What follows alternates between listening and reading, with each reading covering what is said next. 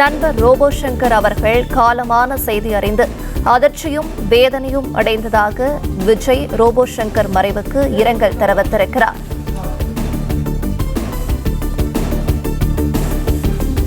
கூடுதல் விவரங்களை செய்தியாளர் யுவராஜ் வழங்கிட கேட்கலாம். யுவராஜ், வணக்கம். விவரங்களை சொல்லலாம். வணக்கம்.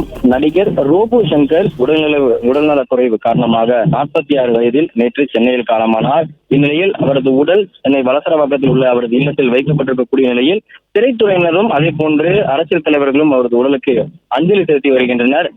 தற்போது தமிழக வெற்றி கழகத்தின் தலைவர் விஜய் ரோபோ சங்கருடைய மறைவிற்கு இரங்கல் தெரிவித்து அறிக்கை ஒன்று வெளியிட்டிருக்கின்றார்.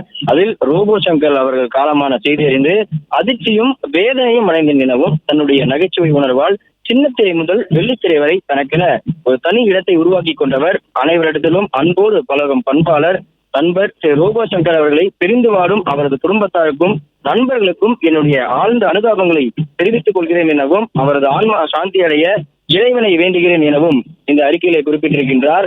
தமிழ் திரையுலகில் பல முன்னணி நடிகர்களுடன் இணைந்து காமெடி கதாபாத்திரத்தில் நடித்திருக்கக்கூடிய நடிகர் ரோபோ சங்கருக்கு ஒவ்வொரு நடிகர்களும் தமிழ் திரையுலகத்துடைய மூத்த நடிகர்கள் முதல் இளம் நடிகர்கள் வரை ஒவ்வொருவரும் நேரில் வந்தும் அஞ்சலி செலுத்தி வருகின்றனர். அதே போன்று இணையதளம் வாயிலாகவும் தங்களுடைய இரங்கலை பதிவு செய்திருக்கக்கூடிய நிலையில் தற்போது தமிழக வெற்றி கழகத்தின் தலைவர் விஜய், நடிகரும் தலைவருமான விஜய் தற்போது ரோபோ சங்கருடைய மறைவுக்கு அறிக்கை வாயிலாக இரங்கல் தெரிவித்திருக்கின்றார்.